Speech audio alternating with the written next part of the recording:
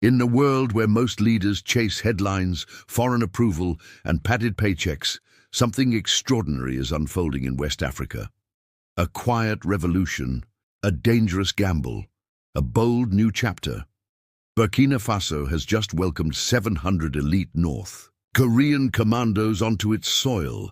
And no, they're not here for diplomacy, peacekeeping, or humanitarian aid. They're here for one purpose: to protect President Ibrahim Traoré. This is not a rumor. This is not speculation. It's official, confirmed by both Burkina Faso's transitional government and North Korea's state-run media. So the question echoing across global capitals is simple but chilling. Why would one of the most secretive, heavily sanctioned regimes on earth risk international outrage to defend a young African leader thousands of miles away? To understand the magnitude of what's happening, we have to rewind the tape. A geopolitical shockwave. When foreign troops land in Africa, they usually wear NATO patches or French flags. That's the norm. That's history. But these North Korean troops, this is different. This is historic. This is unprecedented. These aren't advisors. They aren't medics. They are active duty special operations forces, trained in guerrilla warfare, close protection, anti-coup tactics, and psychological operations. And they've been fully integrated into Burkina Faso's national security framework. Why? Because President Traoré's enemies, both foreign and domestic, are getting bolder and more desperate. In just 6 months, Burkina Faso's intelligence services, with help from Russian allies, foiled 2 coup attempts. Encrypted messages between rogue soldiers and foreign operatives were intercepted. Armed groups tried, and failed, to seize military posts. This wasn't a panic move. This was premeditated. Quiet diplomacy, back-channel coordination, and war game simulations preceded the arrival of the North Korean forces. The infrastructure was prepared. The government was ready. Now, the mission is clear: protect Traoré, secure critical assets, and retrain the military from the ground up. Not just protection, a strategic overhaul. According to sources close to the presidency, the deployment has 3 main objectives: shield the transitional government from coups, assassination attempts, and internal sabotage, secure vital infrastructure, military bases, government compounds, airports, communication hubs, and gold refineries, train elite units in North Korea's specialized tactics, surveillance, infiltration, crisis lockdown, and rapid threat neutralization. But it goes deeper. Pyongyang hasn't just sent soldiers. They've sent encrypted communication systems, counter-surveillance tools, and command protocols honed under decades of international isolation. Burkina Faso is now a live test zone, a field lab for unconventional warfare. North Korea gains what it hasn't had in years: real combat data in a volatile environment where jungle insurgency meets urban warfare. In return, Burkina Faso gets elite protection, hardened training, and the blueprint for an entirely new intelligence and defense doctrine. The ideological alliance. Why Traoré matters to Pyongyang. This isn't just about military gains. For North Korea, this is ideological. Traoré represents everything Pyongyang respects: anti-imperialism, self-reliance, defiance. He's kicked out French troops, distanced himself from ECOWAS, and refused to bow to Washington or Brussels. He's not asking for IMF loans.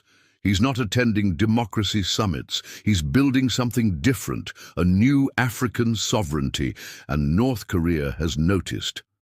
To Kim Jong-un's regime, Traoré is more than a partner. He's a symbol, proof that small nations can resist Western dominance without apology.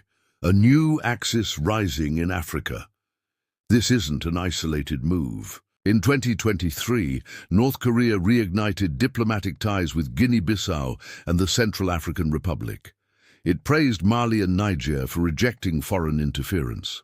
At the UN, its diplomats courted non-aligned African nations with promises of affordable, security and military cooperation.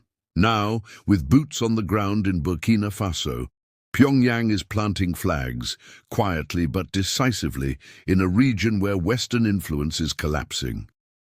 Forget diplomacy. This is raw strategic influence.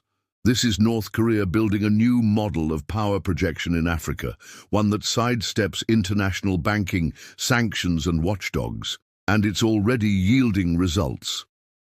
Inside the intelligence overhaul, Traoré is doing more than adding North Korean firepower. He's rebuilding Burkina Faso's entire security architecture.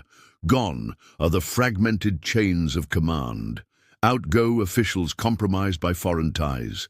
In their place, loyalty-tested officers, hand-picked intelligence agents, and a presidential guard restructured under North Korea's close protection doctrine, encrypted field communication, emergency lockdown drills, coup prevention protocols, all of it modeled after Pyongyang's internal security system, one of the toughest in the world.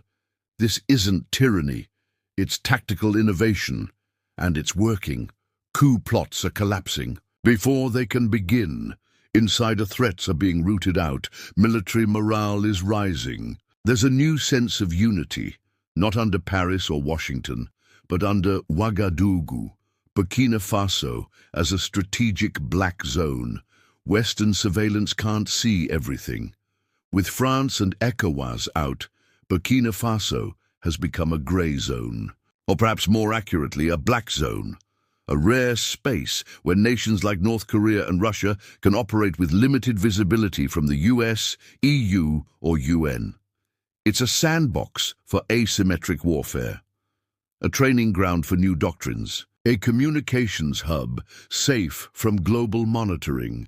This is North Korea's real win, untouchable space. More than soldiers, the birth of a doctrine, the presence of 700 North Korean troops is not the climax, it's the opening move. The goal isn't just to survive, it's to predict, preempt and outmaneuver. Traoré is transforming not just his government, but the very philosophy of African governance.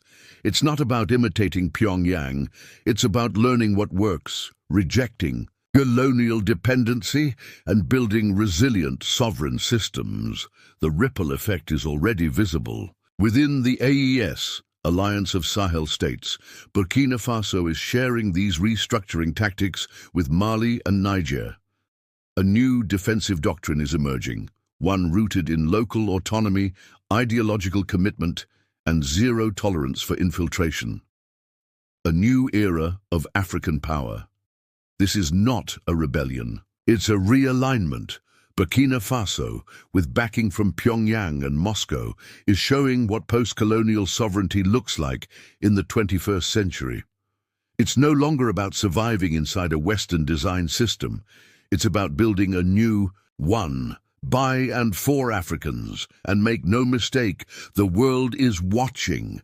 Because when 700 North Korean commandos land in Africa, it isn't just about Traoré. It's about the future of an entire continent, and who gets to shape it. The battle for Africa's soul is no longer theoretical. It's happening now, on the ground, in the shadows, in the strategies, and this is only the beginning.